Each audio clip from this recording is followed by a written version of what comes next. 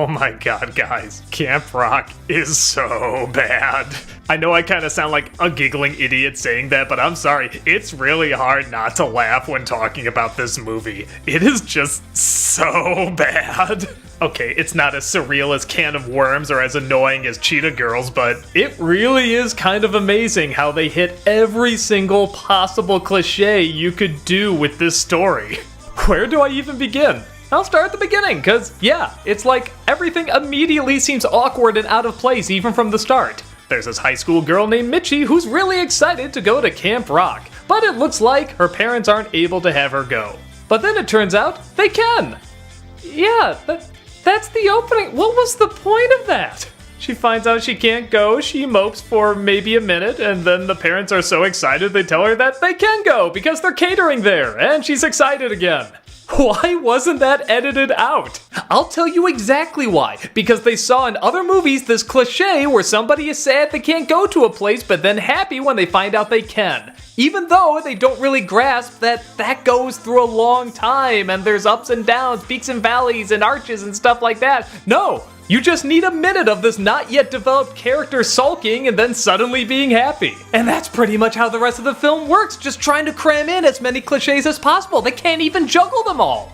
You see, the Jonas Brothers, oh wait, I'm sorry, not the Jonas Brothers, a completely different band, has a lead singer who's acting out and totally forgetting what it means to be about the music. So his band members drop him off at Camp Rock to hope he will regain his voice. Yeah, because a teeny bopper pop singer surrounded by teens is gonna help him discover his voice. Isn't that what he already gets? Even the first scene we have with him and Mitchie at the camp is just a mix of too many cliches. He's running away from a bunch of girls, so he hides in a bush. She suddenly gets an urge to play in the piano. You know, be herself and play her little solo that she wrote. I think the idea is that he's supposed to hear her music and be inspired, but they don't show anything like that. She's playing and it keeps cutting back to him, but he's not looking up at her or acting like he's hearing anything. He's just looking at these girls he's trying to hide from. Then she disappears, then he goes inside and it's like, was anybody here?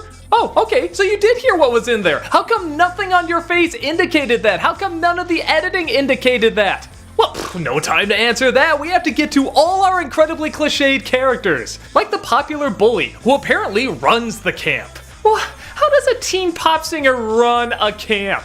Even the snarky best friend stereotype is like, yeah, music doesn't fly here, it's all about the bling. That's why she runs the camp.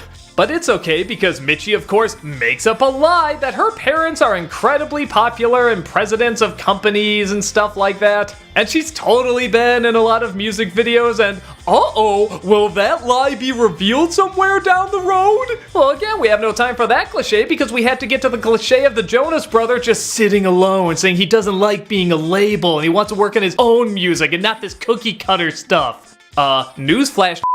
The guy sitting alone on the beach playing his guitar is also a label. You're living proof of that being a Jonas Brother acting out this cliche. But up, we have to get to the cliche of the bully girl throwing food at another girl, but it's okay because she'll still sabotage her by interrupting her performance saying that she saw a snake. Okay, so it got interrupted. The girl can go right back to playing. Oh, no, she's too mad. Apparently she can't keep playing. What reality is this in?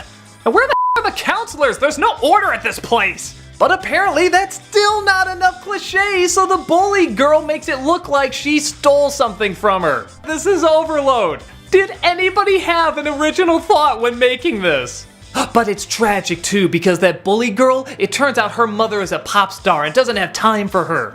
Ooh, this film's deep, guys. So now Mitchie's a liar and apparently a thief, but of course, it'll take some sort of big jam concert at the end to make everybody okay. Mitchie, her best friend, Jonas Brother number 3, even the bully girl ends up being a best friend at the end. Okay, you know what? I am sick of this. There needs to be some consequences. I'm usually for forgive and forget and everything, but this is ridiculous. What number Disney Channel movie is this where they just kiss and make up at the end? Totally forget all the terrible things they've done and they just allow them to be friends again. I know it's good to be nice, but I'm sorry, there's gotta be some responsibility in this world. Oh, and by the way, in answer to the first question you were probably asking when you saw this review, the answer is no. The Jonas Brothers cannot act. We have a problem with that. Actually, I don't really have a problem with that. We have a problem with that.